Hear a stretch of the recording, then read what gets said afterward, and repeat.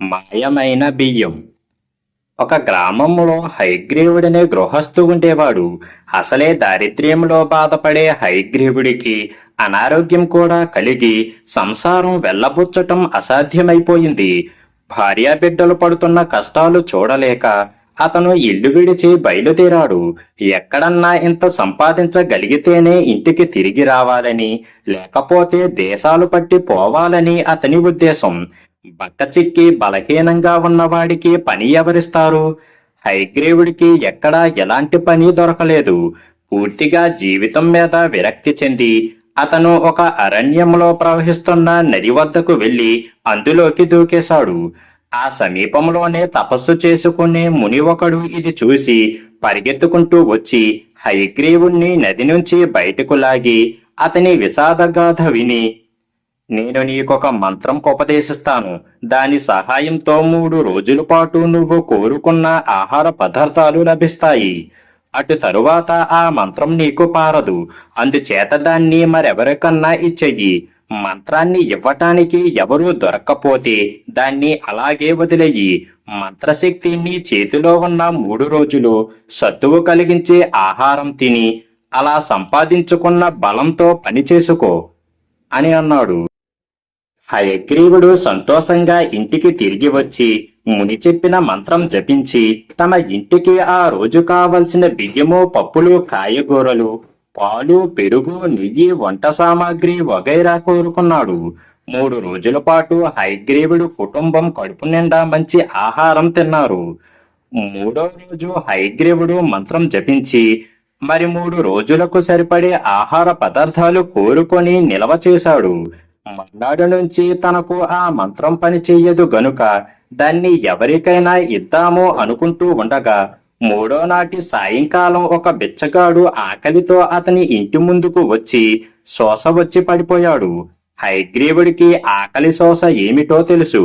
అందుచేత అతను ఆ బిచ్చగాడికి తెలివి తెప్పించి తన ఇంట్లోకి తీసుకుపోయి భోజనం పెట్టాడు. తర్వాత అతడు ఆ బిచ్చగాడికి తనకు తెలిసిన మంత్రం గురించి వివరంగా చెప్పి ఆ మంత్రం సహాయంతో 3 రోజుల పాటు సుఖంగా భోజనం చేసి బలం తెచ్చుకోమని, ఆ తర్వాత మరెవరికన్నా ఉపదేశించమని అన్నాడు. బిచ్చగాడు హయగ్రీవుడి వద్ద మంత్రం నేర్చుకుని వెళ్లి దాన్ని జపించి ఒక బస్తా బియ్యం కావాలని కోరుకున్నాడు. మరుక్షణమే అతని గుడిసెలో ఒక బియ్యం బస్తా దభీమని పడింది. బిచ్చగాడి భార్య సంతోషంతో నాట్యం చేసింది. బిచ్చగాడు బస్తా నుంచి కొంత బియ్యం అంగడికి తీసుకుపోయి అమ్మి ఆ డబ్బుతో ఇంటికి కావాల్సిన వస్తువులు కొనుక్కోవచ్చాడు. ఈ మంత్రం ఇంకా 2 రోజుల పాటు తనకు పనిచేస్తుంది. ఈ లోపుగా దాన్ని సద్వినియోగం చెయ్యటం ఎలాగా అని బిచ్చగాడు తన భార్యతో చర్చించాడు. మంత్రం 3 రోజులు తనకు ఉపయోగపడ్డాక వాడు దాన్ని తన భార్యకు చెప్పాలని రూఢీ చేసుకున్నాడు. అందుచేత ఇంకా 5 రోజుల పాటు ఆ మంత్రం తమ ఆధీనంలో ఉంటుంది. ఆ భార్యాభర్తలు చాలా దురాశాపరులు. వాళ్లకు ఊళ్ళో వాళ్ళ మీద కోపం కూడా ఉన్నది. ఎందుకంటే వాళ్ళు తమకు రోజు బిచ్చం వెయ్యరు, ఒక్కొక్కప్పుడు విసుక్కొని పొమ్మంటారు.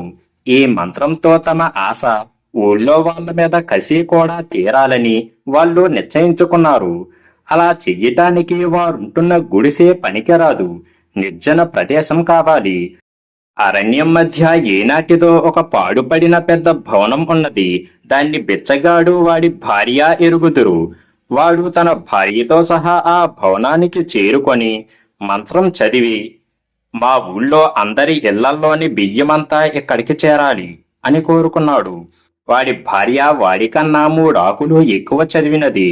మొగుడు నుంచి మంత్రం తనకు రాగానే ఆ ఆశాపాతుకురాలు దేశంలోనూ రాజభవనంలో సైతం ఉండే బియ్యమంతా తెప్పించి అరణ్యం మధ్యంలో ఉన్న ఈ పాడుబడిన భవనమంతా బియ్యం బస్తాలతో పేంపించింది.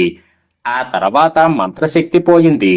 ఆ భార్యాభర్తలు తాము గొప్ప పని చేసినట్టు ఆనందంలో మునిగి తేలుతూ ఉంటే దేశంలో బియ్యం గింజ లేక ప్రజలు హాహాకారాలు ఎత్తిపోయారు.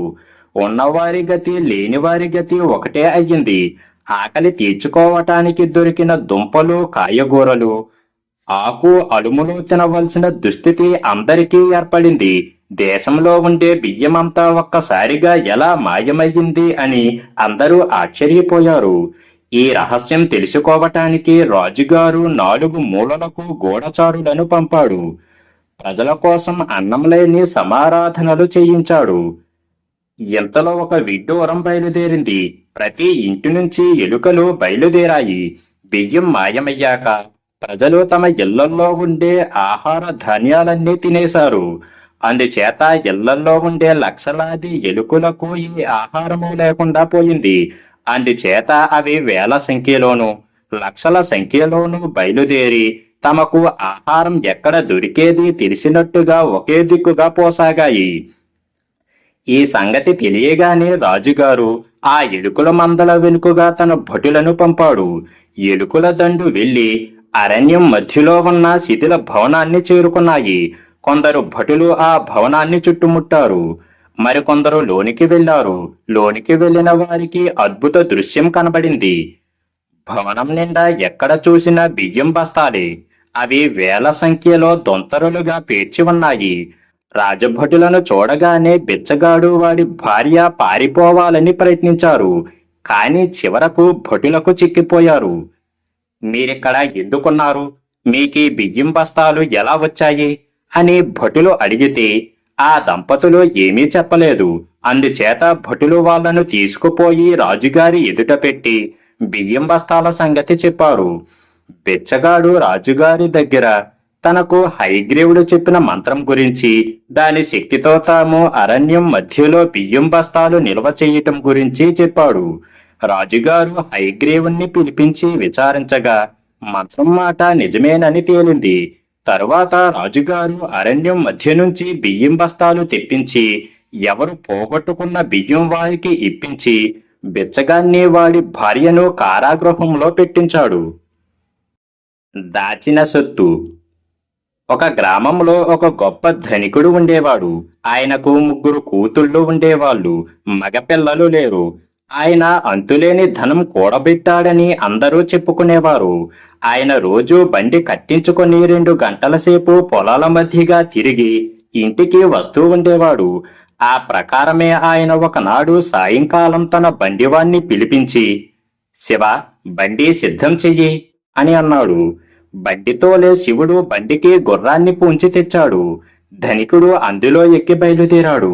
1 గంట సేపు గడిచాక శివుడు చీకటి పడబోతూ ఉండటం గమనించి, బాబు, బండి వెనక్కు మళ్లించేదా అని అడిగాడు. బండిలో నుంచి జవాబు ఏమీ రాలేదు. శివుడు బండి ఆపి తన యజమానిని పరీక్షించి చూసి ఆయన చచ్చిపోయినట్టు తెలుసుకున్నాడు. ఇంటి పెద్ద అలా ఆకస్మిక మరణం పాలయ్యేసరికి ఆయన భార్య కుమార్తెలు గగ్గోలెత్తిపోయారు. ఆయన ఆస్తిపాస్తులకు సంపాదించిన వివరాలు ఏవీ వారికి తెలియవు. అంతంటే కూడా దారుణమైన సంగతి ఏమిటంటే ఆయన ఇనపెట్టులో కొద్దిపాటి డబ్బే ఉన్నది. లోకమంతా అనుకునే దానిలో సహస్రాంశం కూడా లేదు. ఈ పరిస్థితి చూసి ధనికుడి భార్య హతాశురాలైపోయింది. ఆమెకు ఏం చెయ్యటానికి చెయ్యు కాలు ఆడలేదు. పెళ్లిళ్ళు కావలసిన ఆడపిల్లలు 3 ఉన్నారు. బండితోలే కుర్రవాడు శివుడు తప్ప మరొక మగ దిక్కు లేదు. అందుచేత ఆమె వాణ్ణి వెంటనే ఉద్యోగం నుంచి తొలగించక ప్రతిదానికి వాడిపైనే ఆధారపడుతూ వచ్చింది. తన యజమాని ఉత్తర క్రియలు జరపటానికి వాడు ఎంతో సహాయపడ్డాడు. కొద్ది రోజులు గడిచాక ఒక రాత్రి ఇంట్లో ఎవరో నడుస్తున్నట్టు తపాతపా అడుగుల చప్పుడు అయ్యింది. ధనికుడి భార్య అదిరిపడి నిద్రలేచింది. వంట ఇంట్లో పాత సామాగ్రి ఎవరో గిరవాటు వేస్తున్నట్టు చప్పుళ్లు వినిపించాయి. తర్వాత తన భర్త వంటింటి నుంచి పడక గదిలోకి రావటం ఆమెకు కనిపించింది. ఆయన మంచాల మీద నుంచి పరుపులు ఈడ్చేసేవాడు. పెట్టెల మీద దబాదబా బాదేవాడు. ఆ తర్వాత ఇంకొక గదిలోకి వెళ్ళిపోయాడు. ఈ విధంగా ఆయన ఇంట్లో ఉన్న గదులన్నీ తిరిగి సామాన్లు విసిరి పారేయటము, విరిచేయటము, పగలగొట్టటము చేసి తెల్లవారిన దాకా ఇల్లంతా హోరెత్తించేసేవాడు. తెల్లవార్లు ఇంట్లో ఎవరికీ నిద్ర లేదు సరికదా, ప్రాణాలు అరిచేతుల్లో పెట్టుకొని కూర్చున్నారు. ఉన్న కష్టాలకు తోడు ఇల్లు దెయ్యాల కొంప అయ్యిందని నలుగురికి తెలిసిపోతుందని ధనికుడి భార్య చాలా భయపడింది. తెల్లవారుగానే ఆమె శివుణ్ణి పిలిచి రాత్రి జరిగినదంతా చెప్పి, నాయనా, ఎవరితోని చెప్పుకోవటానికి కూడా లేదు. ప్రతి రాత్రి ఆయన దయ్యమై వచ్చి ఇల్లు ఒక కొలిక్కి తెచ్చేటట్టు ఉంటే మేము ఎక్కడికన్నా పారిపోవలసిందే తప్ప ఈ ఇంట ఉండలేము. ఈ అల్లరి తగ్గేదాకా రాత్రులు నువ్వు కూడా ఇక్కడే పడుకుంటే మా ఆడవాళ్లకు కాస్త ధైర్యంగా ఉంటుంది అని అన్నది. బాబుగారు దయ్యమయ్యారా? కోరికలు మిగిలిపోయిన వారు దయ్యాలవుతారు అంటారు. భయపడకండి, ఈ రాత్రి నేను మీకు తోడుంటాను అన్నాడు శివుడు. ఆ రాత్రివాడు ఇంటి వాళ్ళ పడక గదిలోనే ఒక మంచం కింద దాక్కున్నాడు. ఆ రాత్రి దయ్యం రానే వచ్చింది. అది మొదట వంట ఇంట్లో ప్రారంభించి భయంకరమైన చప్పుళ్ళు చేస్తూ వస్తువులు చిందరవందరగా చిమ్మేస్తూ ఇల్లంతా తెల్లవారేదాకా తిరిగింది. తెల్లవారి దెయ్యం ఆగటం నిలిచిపోయాక ధనికుడి భార్య శివుడితో, చూశావు కదా నాయనా, ఈయన ప్రతి రాత్రి ఇలా చేస్తే మేమెలా బ్రతకగలం? ఎవరినన్నా తోడు తెచ్చుకుందామన్నా దయ్యాల కొంప అని తెలిస్తే ఎవరు వస్తారు? ఈ దెయ్యం మాట పుక్కితే ఊళ్ళో ఎవరు పగటిపూట కూడా ఆవరణలోకి అడుగు పెట్టరు కదా అని అన్నది. భయపడకండమ్మా, అయ్యగారు ఇలా చెయ్యటానికి ఏదో కారణం ఉంటుంది. తెలుసుకునేటందుకు ప్రయత్నిస్తాను. మీరు మాత్రం ఈ రాత్రికి మా ఇంటికి వెళ్ళి అక్కడ పడుకోండి. నన్ను ఒంటరిగా ఇక్కడ పడుకోనివ్వండి అన్నాడు శివుడు. ఆ రాత్రివాడు తన యజమానురాలిని, ఆవిడ కుమార్తెలను తన ఇంటికి పంపి చీకటి పడగానే తాను తన యజమాని ఇంటి వంటగదిలోకి చేరాడు. రాత్రి ఒక జాము గడిచాక దెయ్యం వచ్చి అరుగు మీద అలమరాలలోనూ పేర్చిన గిన్నెలు వగైరావి చిందరవందరగా చిమ్మసాగింది. శివుడు కూడా గరిటెలు మూతలు అటూ ఇటూ విసరసాగాడు. దయ్యం ఇది గమనించి వాడి కేసి తిరిగి, నువ్వురా శివ, ఏం చేస్తున్నావిక్కడ అని అడిగింది.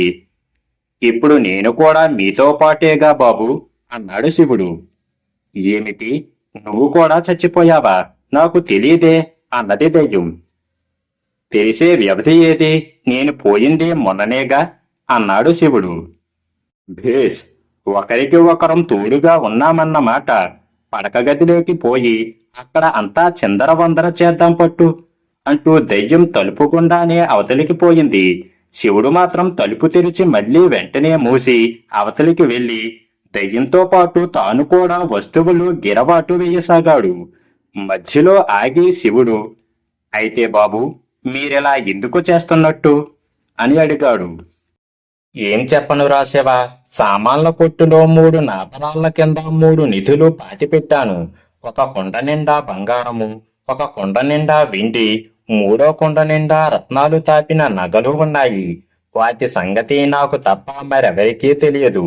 అందుచేత బెంగపడిపోయి ఏం చెయ్యటానికి లేక ఇలా చేస్తున్నాను అన్నది దయ్యం. అలా చెప్పండి, నేను నా జీవితంలో మిగిల్చి దాచిన 100 వరహాల కోసమే అంత తపన పడిపోతూ ఉంటే అంత సొమ్ము గుప్తంగా దాచిన మీరెంత తపన పడాలి అన్నాడు శివుడు. నువ్వు కూడా డబ్బు పాతేశావా అన్నది దయ్యం. మన బండి ఉంచే చోట మూలలో 100 వరహాలు పాతేస్తేనేగా బాబు అన్నాడు శివుడు. ఇల్లంతా అల్లకల్లోలం చేస్తూ ఇద్దరూ సామాన్ల గదిలోకి వచ్చాక, ఎక్కడేనా బాబు మీరు నిధి దాచిపెట్టింది అని అడిగాడు శివుడు. అవునురా, ఈ మూల నాపరాయి కింద బంగారం దాచాను, ఆ మూల రాయి కింద వెండి దాచాను, ఈ నడి మధ్య రాయి కింద నగకట్టు దాచాను. ఇదంతా అయిన వాళ్లకు కాకుండా ఎవరికో అవుతుందని నా బెంగ అన్నది దయ్యం. దయ్యం చూపిన నాపరాళ్ళు శివుడు గుర్తుపెట్టుకున్నాడు. తెల్లవారు వస్తూ ఉండగా దయ్యం, శివ, ఇక మనం వెళ్ళిపోవాలి, ఇక్కడ ఉండరాదు అని అన్నది. మీరు వెళుతూ ఉండండి బాబు, నేనొక్కసారి బండి ఉండే చోటికి పోయి నా 100 వరహాలు భద్రంగా ఉన్నది లేనిది చూసి పరిగెత్తుకుంటూ వచ్చి మిమ్మల్ని కలుసుకుంటా. ఎవరైనా తవ్వుకుపోయారేమోనని నాకు బెంగగా ఉన్నది అన్నాడు శివుడు. దయ్యం శివుడు కోసం ఆగకుండా చీకటిలో పడి వెళ్ళిపోయింది. తెల్లవారగానే ధనికుడి భార్య కూతుళ్ళు తిరిగి వచ్చి ఇల్లు చేరుకున్నారు. శివుడు వాళ్లకు రాత్రి జరిగిందంతా చెప్పి వాళ్ళ ఎదుటనే పలుగుతో నాపరాలను తవ్వి ఎత్తాడు.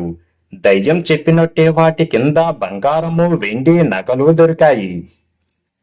ఇంక బాబుగారి దయ్యం మిమ్మల్ని బాధించదు, నాకు సెలవు ఇప్పించండి అన్నాడు శివుడు యజమానురాలితో. ఆవిడ వాడితో, అప్పుడే మమ్మల్ని వదిలేసి ఎలా పోతావు? 2-3 రాత్రులైనా ప్రశాంతంగా గడవకపోతే మా ప్రాణాలు ఎగిరిపోవా? 2 రోజులు మాకు తోడుగా పడుకో, తర్వాత సంగతి చూస్తాం అని అన్నది. శివుడు 2 రోజులు తోడు పడుకున్నాడు. దయ్యం ఆ ఇంటి ఛాయలకు వచ్చినట్టు కనబడలేదు. 3వ రోజున ధనికుడి భార్య, శివ, నువ్వు మాకు చేసిన మేలు ఎన్ని జన్మలకు తీరేది కాదు. అందుచేత ఒక ఆలోచన చేశాను.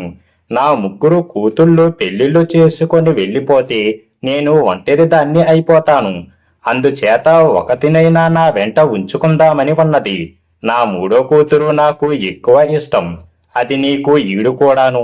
దాన్ని నీకిచ్చి పెళ్లి చేస్తాను. ఇద్దరూ నా వెంటే ఉండండి. అందువల్ల నీకు నష్టం లేదు, నాకు లాభం అన్నది. మొదట శివుడు ఈ ఆలోచనకు నిర్ఘంతపోయాడు. కాని తన యజమాని ఆఖరు కూతురు అంటే తనకి చాలా ఇష్టమని తెలిసి ఆ పెళ్లికి ఒప్పుకున్నాడు. ధనికుడి భార్య తన పెద్ద కూతుళ్ళిద్దరినీ మంచి సంబంధాలు చూసి చేసి కాపురానికి పంపించేసింది. శివుడు 3వ పిల్లను చేసుకొని ఆమెతో పాటు ఆ ఇంట్లోనే ఉండిపోయాడు.